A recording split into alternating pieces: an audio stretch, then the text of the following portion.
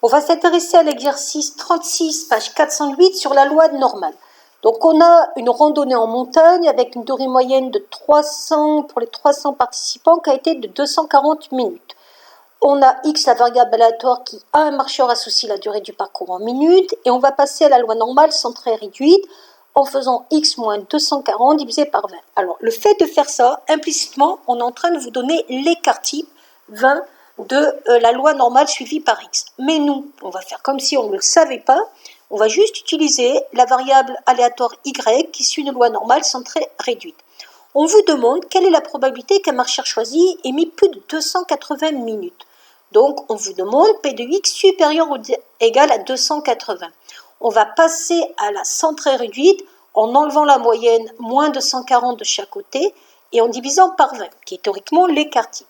On arrive à P de Z supérieur ou égal à 2.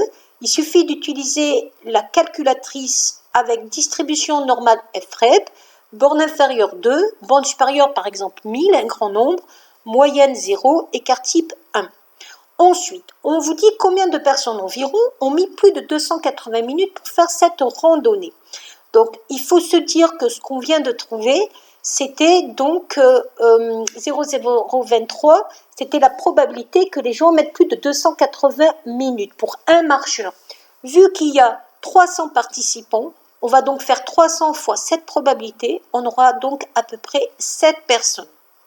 Ensuite, on vous demande la valeur d'un nombre t, tel que la probabilité que ce soit entre 240 moins t et 240 plus t, soit égale à 0,5. Donc on fait pareil que tout à l'heure, on va enlever la moyenne de chaque côté, c'est-à-dire 240, on va diviser par l'écart type. Ils ont pris 240 justement pour avoir cet intervalle qui est centré en 0 par rapport à la loi centrée réduite.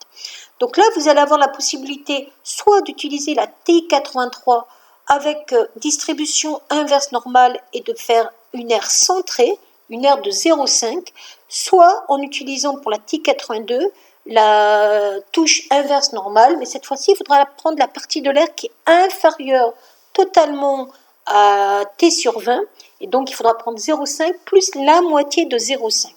Donc je vous fais un partage d'écran pour la calculatrice.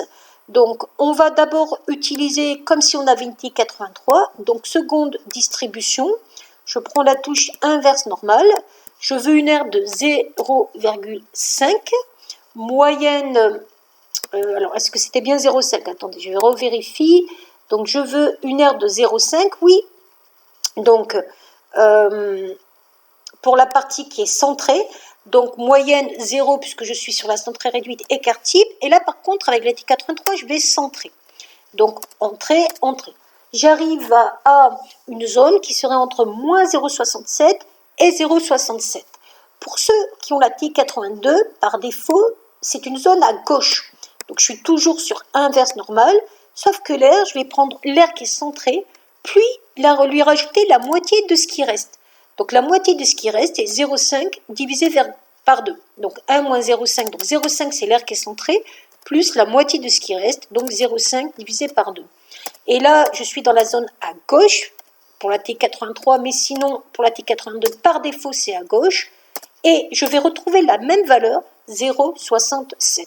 Donc ça vous permet d'avoir cette valeur que vous cherchez, mais qui n'est pas encore la réponse à votre question. Donc, la valeur que je viens de trouver, qui est donc 0,675, en vrai, c'est cette borne-là. C'est t sur 20. Donc, pour avoir la valeur de t, il suffit de multiplier par 20 et j'aurai donc la valeur de t, 13,5. Voilà pour cet exercice.